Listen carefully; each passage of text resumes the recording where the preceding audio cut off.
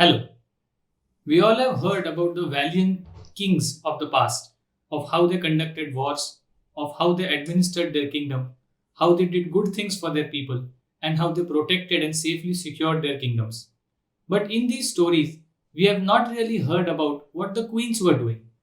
So today we will be discussing about the top 10 queens of ancient and medieval India who held the reins of administration, who in the times of trouble ensured that their kingdom is safely secured, who participated in the wars, who had the administration in their hands and ensured that their people are protected. So let's begin. First, Naganika. We all know that there was a Satvahan kingdom in the Deccan region from about 2nd century BCE to 2nd century CE. There was a king in 1st century BCE called Satkarni. He had this queen called Naganika. Now, Naganika was a very powerful queen. Why do we say this? We have found coins struck in the name of Queen Naganika. So these coins have the name of Queen Naganika. This is not a small thing. In those days, coins were a symbol of sovereignty of that particular person. So if your name is struck on the coin, it basically means that you are sovereign and yield a lot of power. And that is why Queen Naganika is one of the earliest queens of ancient India who held that power. We also find multiple caves being dug in Maharashtra. One of them is the Naneghat cave. In that Naneghat cave, we have the inscription mentioning that Queen Naganika was the one who commanded this cave be constructed, and her name is inscribed in the inscription. Perhaps that is why the kings of Satavahanas had a lot of connect with their mothers in their names. So Satkarni carried the title Gautami Putra, or the son of Gautami. There was a king called Vasishti Putra Pulamavi, or Pulamavi, the son of Vasishti. So this strong connect to their mothers apparently began with Naganika. Second, Prabhavati Gupta. We all know that about 4th 5th century CE, you have the golden age of ancient India because it was the Gupta times. So the most important king of the Guptas was Chandragupta II. His daughter was Prabhavati Gupta. She was married to the Wakatak king Rudrasen II. The kingdom existed in the Deccan region, and Prabhavati Gupta was married to Rudrasen II. But Rudrasen died an untimely death, and Prabhavati Gupta started ruling on behalf of her minor son Pravarsen II. Prabhavati Gupta was a very influential queen. Why do we say this? It is because there are multiple copper plates that have been found which have land grants been given. Now, only a sovereign ruler who owns all the land can give away the land. So, in those copper plates, for example, the Pune copper plates found in Pune, these plates have the name of Prabhavati Gupta, where she valiantly says that I belong to the family of the Guptas and I am the daughter of Chandragupta II, and I am giving away these many villages to these people till the sun and the moon exist. So, the language used in the plates also shows how powerful the queen was, and she ensured that the Wakatak kingdom remains an ally of her father's kingdom, the Gupta kingdom. So she was one of the most influential queens of the Gupta times.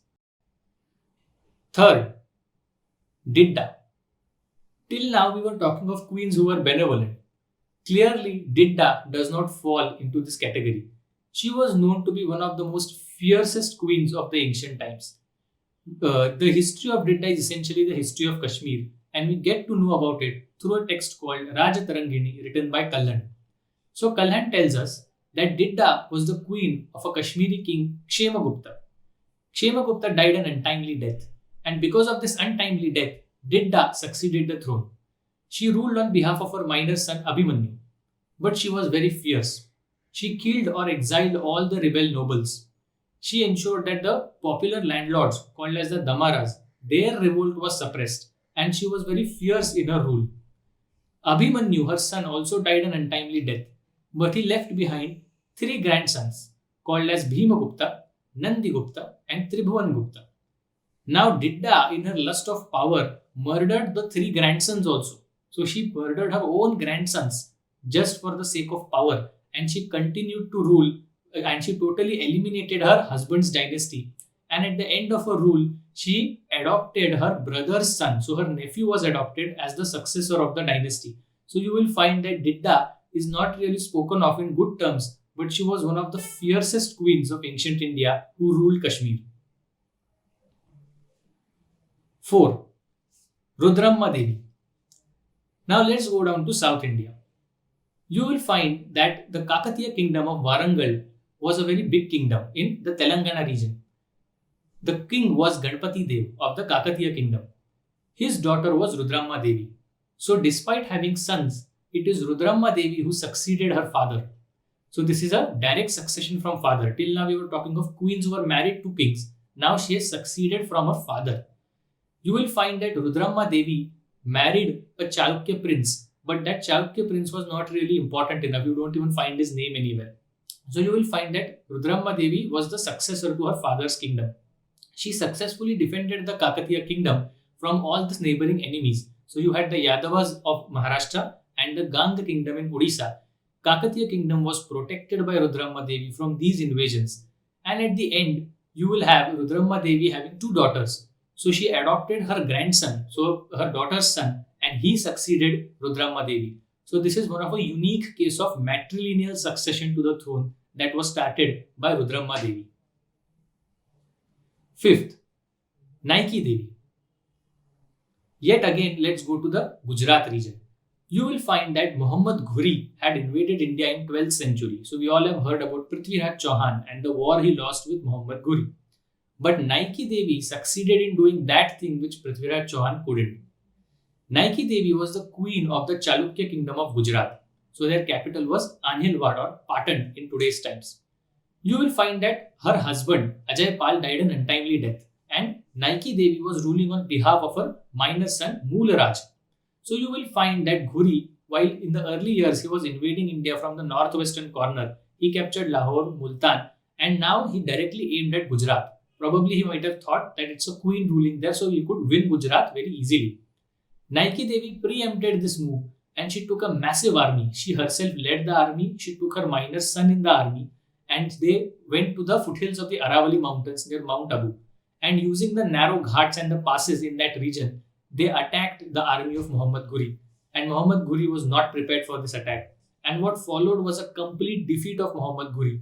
Naiki Devi won, and she ensured that the Islamic invasion of Muhammad Ghuri was pushed back from Gujarat. And Ghuri henceforth never turned to Gujarat again. He rather turned to the Punjab region where he fought with Prithviraj Chauhan and defeated him, and he set up the Delhi Sultanate in Delhi. So you will have Naiki Devi achieving that feat which even Prithviraj Chauhan couldn't. 6. Razia Sultan. Out of the very few rare cases of Islamic queens, we have Razia Sultan. The Islamic law was so patriarchal that it forbade women from the royal family also to attend courts. They have to be in the hijab and they could not attend any public meeting. Razia Sultan was a rare case who succeeded her father Iltutmish. Her rule was very short for just 3 years, 1236 to 1239. But you will find that Razia, she forbade any hijab wearing, she attended courts, she wore military clothes, she rode a horse, and she ensured that she led all the military expeditions of the Delhi Sultanate. She also was close to her lover. He was an Assyrian noble and she was close to her lover. Now all of these things being done by a woman, it angered all the Islamic noblemen and the clergy because they thought, how can a woman do this? So they secretly planned for her assassination. And while she was away from Delhi and returning to Delhi, she was assassinated in the midway. And this ended the rule of Razia Sultan. But she marks the most important case of a kind of a rebellion or an exception to the Islamic patriarchy of those days. 7. Rani Karnavati. So now let's come to the Rajputs.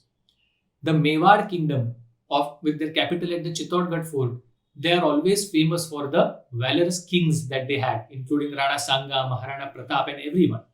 So you have Maharana Sanga, who was the king of Mewar, and he fought a war with Babur and lost, and he was killed later on. So the kingdom of Mewar had 3 minor sons of Rana Sanga, and naturally they were quite small.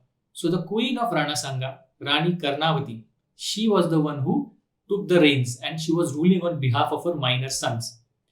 You will find that Rani Karnavati defended her kingdom very well, and the Islamic Sultan of Gujarat, Bahadur Shah, he tried to attack the Mewar kingdom.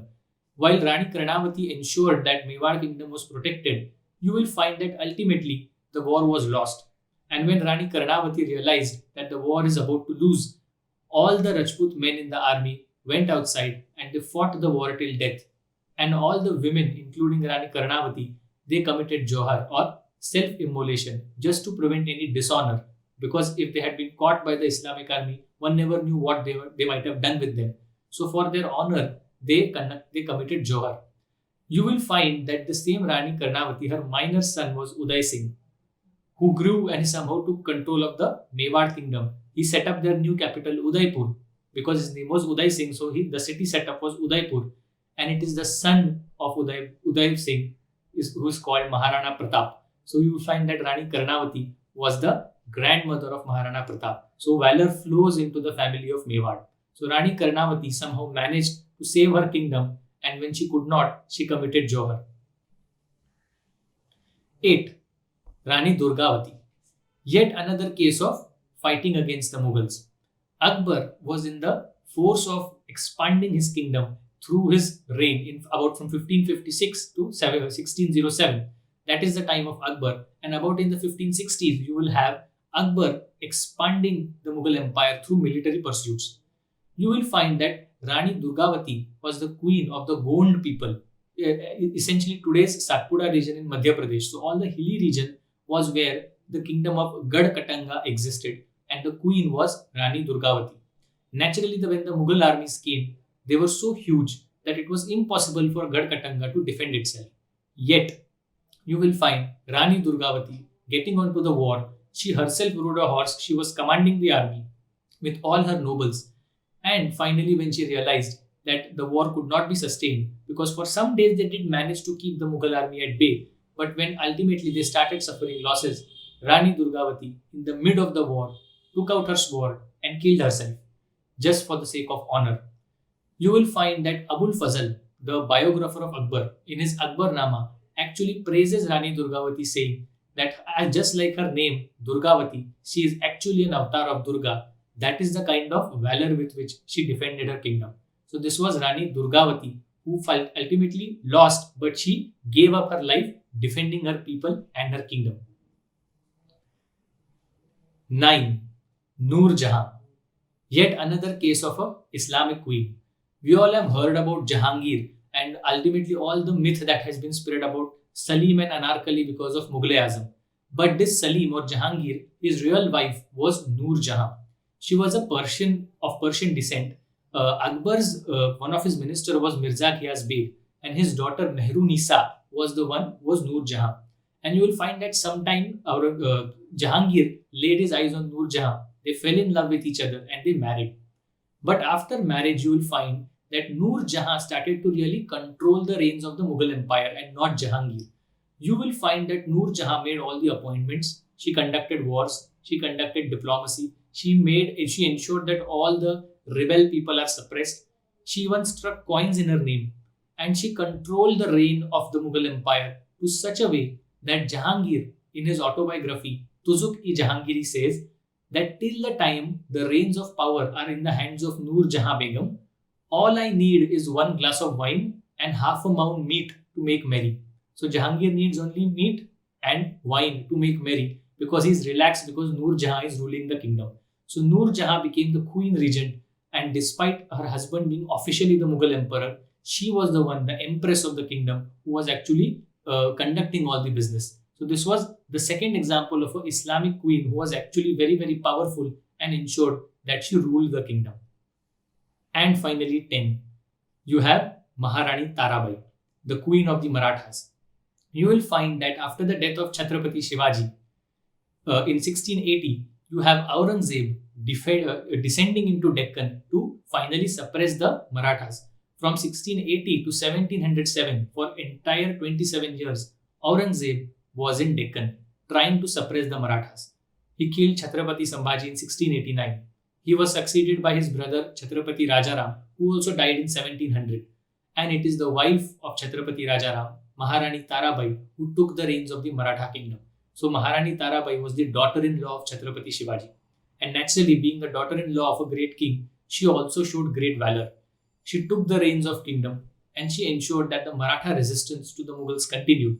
And despite all 27 years in Deccan, Aurangzeb ultimately ended up emptying his treasury and none of the Maratha region could be captured. The Marathas sustained under Maharani Tarabai, and in 1707, Aurangzeb died death in Maharashtra itself. He could not even go back to his capital Agra. His tomb exists in Khultabad in Aurangabad district, and Aurangzeb died death in Maharashtra as a broken man, as a poor man, because the entire treasury of Mughal Empire was totally finished off in the wars with Marathas solely because of Maharani Tarabai, because she ensured that till the death of Aurangzeb, the Marathas fought valiantly, and ultimately this led to the downfall of the Mughal Empire. So these were the 10 key big queens of ancient and the medieval times who ensured that their kingdom is protected. If you like this video, please like, share, comment and subscribe. Thank you.